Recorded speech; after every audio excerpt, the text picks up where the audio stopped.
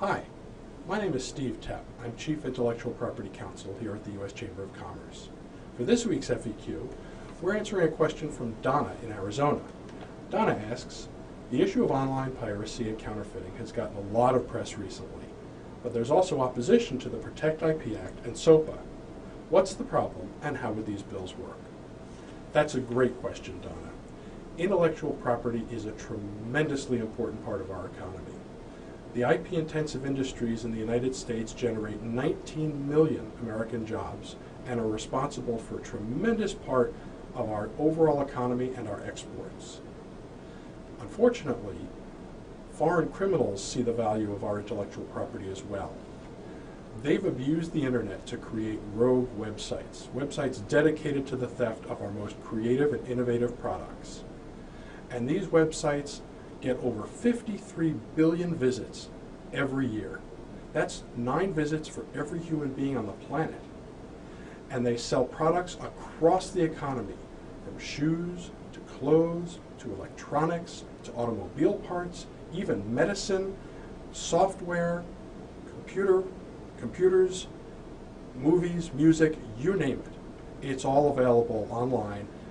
And from these rogue websites, it's often shoddy and sometimes even dangerously defective.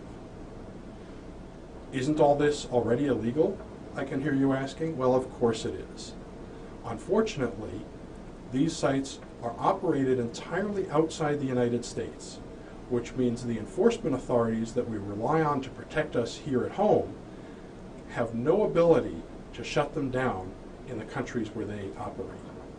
That's why we need legislation like the PROTECT IP Act in the Senate and the Stop Online Piracy Act in the House.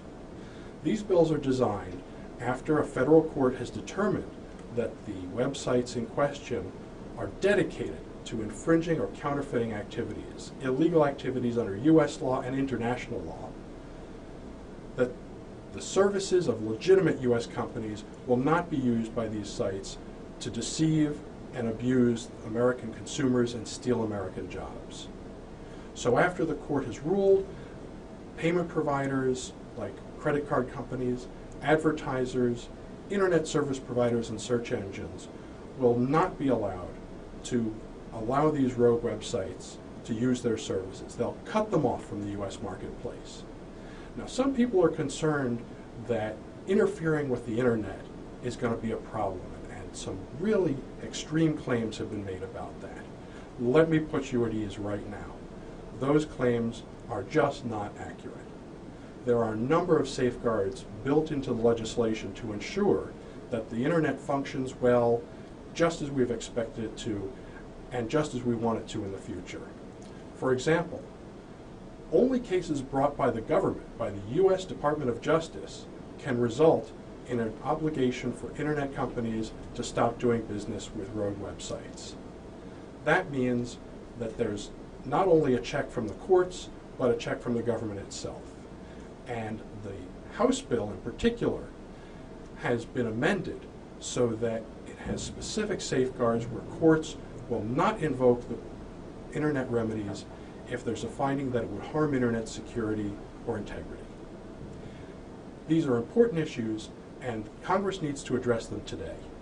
For more information, please visit www.fightonlinetheft.com, where you can send a letter to your senators and congressmen or women today. Thanks very much.